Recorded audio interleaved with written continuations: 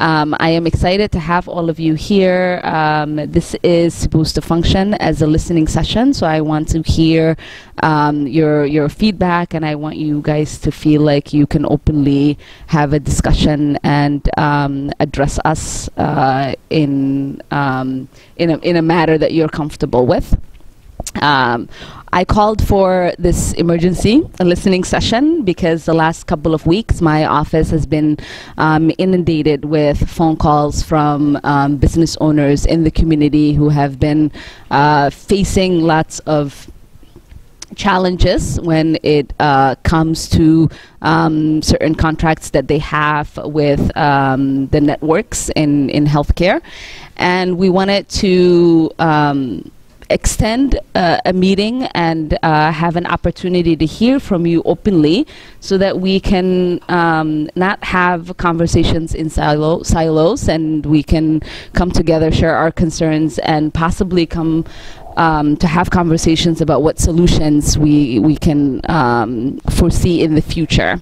When I first got the first few providers contacting my office, myself and other representatives, Representative Tina Liebling, who represents St. Paul, put together letters to DHS and some of the networks to try to understand and to get to the root causes of the problems and see what are some ways that we can resolve some of the issues at hand, and then look at resolving the underlying issues to why some contracts are being terminated, and what is happening with the process of having the contracts issued to providers. My name is Raymond Dean. I'm a state representative from District 59B. Which is the southern part of North Minneapolis, in nearly all of downtown Minneapolis, and of course that area that bridges those two parts of my district, being the North Loop and the Warehouse District. Of course, I wanted to be here because this is a really critical issue. We know that there's been a lot of things going on within the healthcare field the past few years, and I get concerned when there are disruptions that happen that are very extreme. It makes it really, really hard for business owners and for others to actually plan and prepare. And we at the state legislature need to be well informed and also be involved in listening to all of you to find out what some of those solutions might look like. So I'm happy to be here today, and look forward to hearing what you have to say. My name is Rena Moran. I'm the state legislator from St. Paul. I represent District 65A, and a big part of my district is the United Kingdom. You guys know that, on Lexington. But also I have a mosque on University Avenue, but also on West Minnehaha. I am here because this is important to me. It's important to me to hear from you. I see myself as really as a fighter for equity in all its form, and I know for many communities and all communities, what we want to be able to do is take care of ourselves and our families and our community. And anytime we have a system that is fighting against a community, to be able to do that, it's important to me to be able to hear from you, learn from you, and then look at how, as a legislator, we can create policies and practices that are fair and equitable. As a mother with children, it is important to me that that happens in all our community.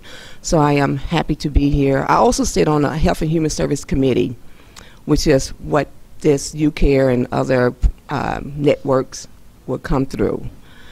So it's really disturbing to me when I sit down in a meeting with them, with members from your community, and hear the inequities that's happening, the lack of providers who are getting services. I think culturally appropriate providers is really, really important to ensure that we are creating a process that's going to create the outcomes that we know is needed for all our communities. So I'm here to listen, to learn from you, and I hope that between the two of us, the three of us here, and with you and with our colleagues, that we can create a process that allow you to dig a little bit deeper into how we can help create some different outcomes. What we are asking you guys is basically to fight for us, because they have lawyers but we have elected officials. So pretty much, please, you are the voice of the community. We are here screaming. Help us out any way you can. This business, there's a lot of us who are running this business who do the right thing. So I just wanted to mention that, because most of business that been denied is only happen when they start growing, when they start getting more people. There's the people that I know, there are 5, 10, 15 people, they've been there for many years. Nobody care about them. And they're minority business. But the sooner you grow, the next thing is shut down. So there's a targeting here. We have invested, we have put together a process in place, invested in staff, buildings, billing systems. They want to build a contract. We just want to understand what is the issue. I have personally, my company, we ask, is there a bill process? We've sent emails. What can we do to understand? We're not asking you to change your minds, but tell us what we have done wrong so that we can fix for the next time around. Just let us know what we did wrong. We want to know. We just need some answers. We had an opportunity to meet with the DHS, and one of the DHS leaders clearly said that our system is not perfect. We're talking about a DHS. Our system is not perfect. This is an individual who's in charge of the DHS, stating that their system is not perfect. And here we have oral society who are new to the country, trying to provide services to their own community, have been scrutinized by a system that is not even perfect. So how are you going to hold accountable the minority community who's new to the system, trying to serve their communities by that standard that is not perfect? I just want to highlight a company that I've been really familiarized with lately, and that is, for example, Family Care Transportation, who have invested over $1 million to improve the community in a larger scale. Bought vehicles, invested in a building, invested in employees training and professional development, took loans from same place that we are in today, hoping that they will provide the best non-medical transportation to their own community. And all of the sudden, when the blue comes, they have been scrutinized. There are other non-medical transportation here who have done similar. So in final point, it is really sad to say that we all have one thing in common, and that is the people who are sitting in front of you today are 100% minorities. What a coincidence. 100% minorities who are affected and impacted by these services. So what does that tells me? To me, as someone who studied American history, it is institutional racism, period. There is no ifs and buts. There is institutional racism that is blocking and eliminating minority-owned businesses, and the blues took advantage of that. So what's next? I really encourage you as representatives who are representing the people to be the champions of asking questions of these individuals who you have the power to approve funding, because you have the power to ask those questions. We can ask, but you as a legislator, you as a representative have the power to question and scrutinize those individuals who are disserving the people who put you into that position, because you are sitting in a power seat. Thank you very much. I want to talk about an example of what's happening to our community. I have a friend whom I don't want to mention his name. He owns a mental health clinic, and he been in this industry for quite some time, just like the time that we've been around. His business get raided.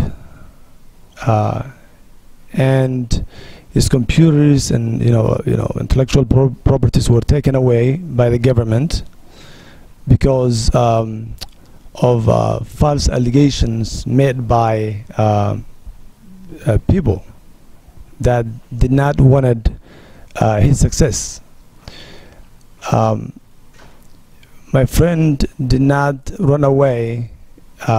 He made a decision to fight for his rights, and he retained a lawyer counsel to represent his case. He fought for 2.5 years the injustice that happened to his business, and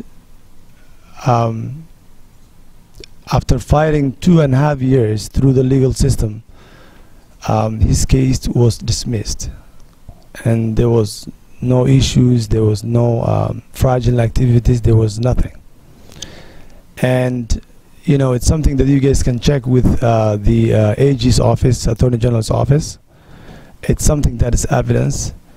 So what all of us are asking ourselves is that if you can run into this kind of problems without doing anything wrong, and few years later you're getting a decision that you were not found guilty, or we're not doing anything wrong, how could you do business in this state?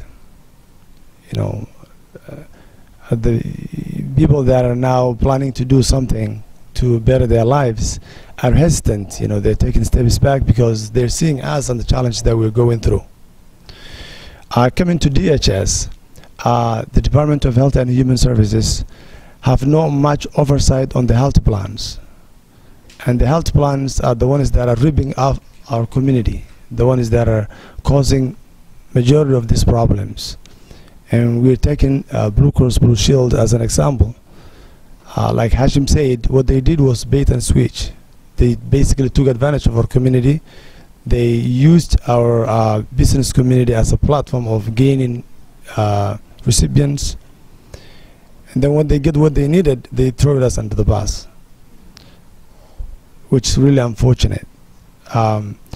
So again, we are asking our state representatives to act on this and act it immediately, because every day that passes, our businesses are suffering, our communities are suffering, and we cannot, as a small businesses, afford to have our doors closed. Thank you all. They have no data in place to manage the transportation. We reached out to them December. They said they cannot interfere the way Blue Cross doing their business. But when Blue Cross reached out to DSH, they pulled the gun and they terminated our contracts within a day with no due process. What we were asking is a due process. What we were asking is independent group that can audit the HMOs and the DSH. As a community, we're suspecting DSH leaders are actually getting paid through the health plans because there's no process. There's no process. And that's what we're here for today. We want to hear from us, and we appreciate for all your help and your time.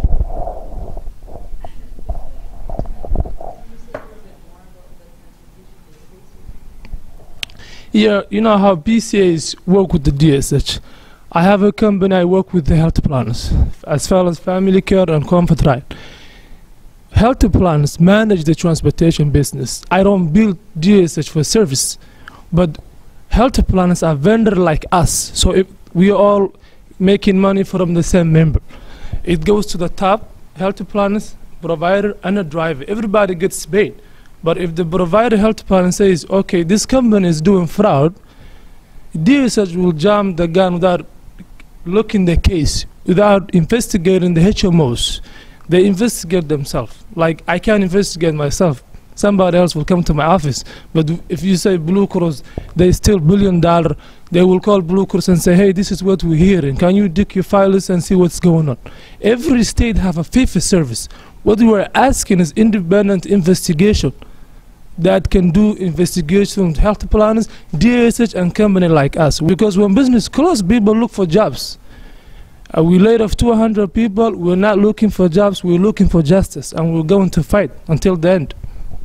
magacaygu waa maxamed yuusuf waxaan magaranaysaa aan leeyahay kambaniga la yidhaahdo Confederate waxaan mataqaanaa aan helnay contractyo kala duwan sida UCare iyo Blue Cross Blue Shield iyo Health Partners daraawilinta nala shaqeynaysa ilaa 157 daraawal bay ahaayeen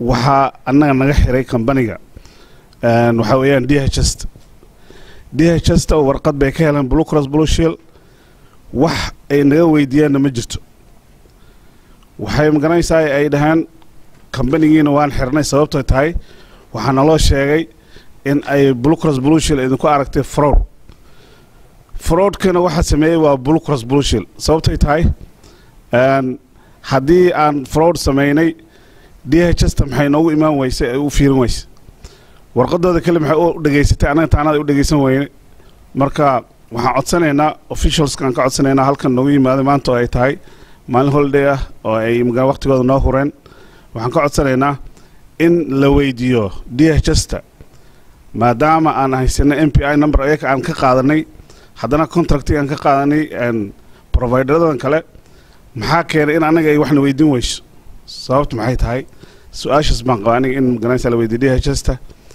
ay magaranaysaa isla markiiba ay dhahaan waxaan mataqaanaa aan idinka joojinay shaqadii